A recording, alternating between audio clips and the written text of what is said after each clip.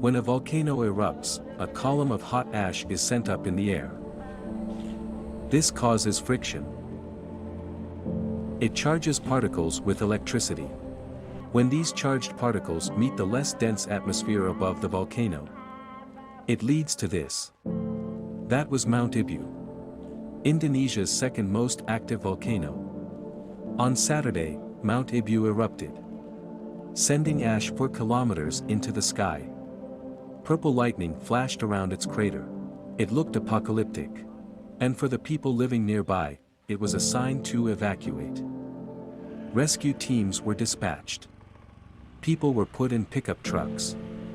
They were moved to emergency shelters. No one knows how many people were evacuated. But a huge radius near the volcano was cleared. Indonesia is bracing for more eruptions. Mount Ibu erupted around 21,000 times last year. So it is very active. And Indonesia is not new to destruction from volcanic eruptions. Around 41 people were killed in Sumatra. This after flash floods and cold lava flowed into the homes of people. At that time I was checking my mobile phone, and there was a text from my sister who said she couldn't come home because it was raining heavily.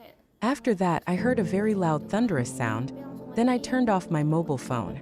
Suddenly the lights went out and the water rushed in. I didn't have time to stand up, and I no longer had time to run and was just washed away by the flood.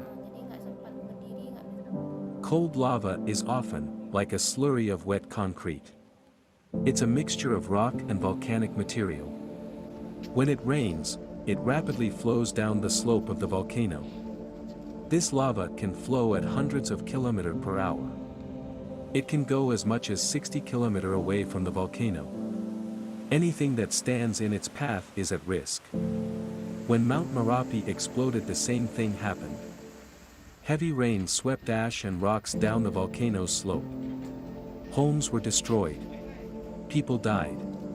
And 2 whole districts were inundated. Indonesia is no stranger to volcanoes or volcanic eruptions. It sits on the Pacific Ring of Fire. That is a string of volcanoes and sites of seismic activity around the edge of the Pacific Ocean. Indonesia itself has 127 active volcanoes. And one or the other is always erupting.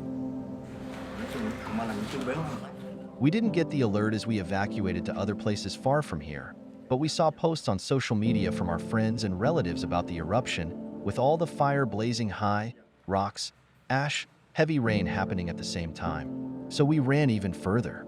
This time it was worse.